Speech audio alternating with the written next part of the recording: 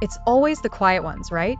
Sarah thought she was just inheriting an old family home, but what she didn't know is that this house held more than memories. After years of silence, the house was calling her back, but something wasn't right. What happens when you return to the place you thought you'd left behind? When every step feels like it's being watched, every whisper sounds too familiar. Sarah was about to uncover a truth buried so deep, it might just swallow her whole. Watch as the house reveals its darkest secrets and discover the terrifying truth that will keep you awake at night. The house stood at the edge of the forest, its weathered wood creaking under the weight of time. Sarah had inherited it from her late grandmother, a woman she barely knew.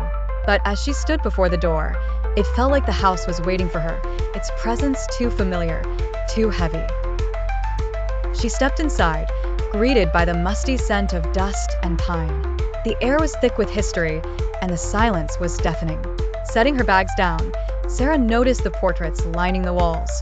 Old, faded, but one stood out. It was her grandmother, sitting with a knowing, almost unsettling expression.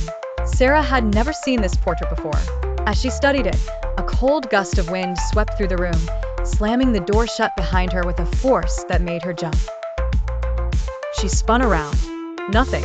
The door was simply shut, and the silence returned. But she felt it, the presence. She wasn't alone.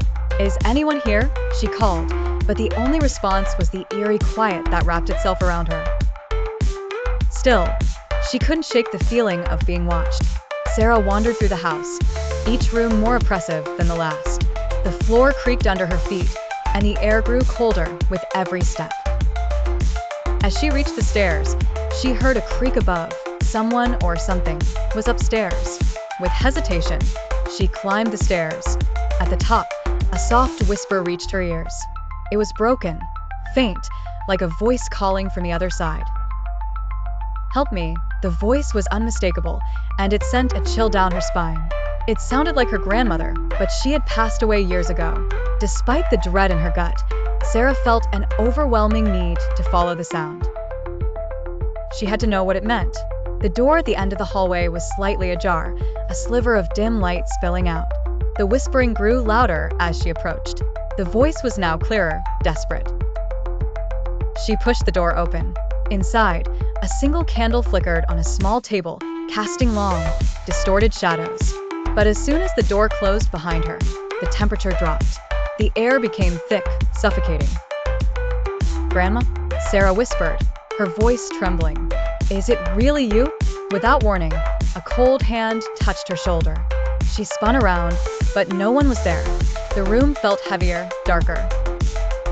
The candlelight flickered, casting erratic shadows across the walls. Then, in the far corner of the room, a figure emerged from the darkness.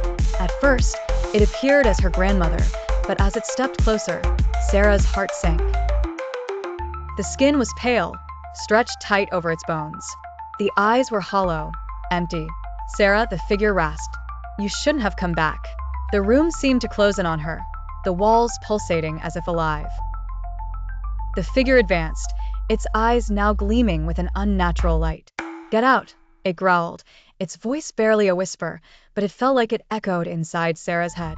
Frozen in terror, Sarah scrambled for the door, but it wouldn't open. The house had sealed her inside, trapping her with this thing. Leave this place." The whisper turned into a roar as Sarah tore the door open, running down the hallway. But the house shifted around her, its walls bending and warping, as if it wanted to swallow her whole.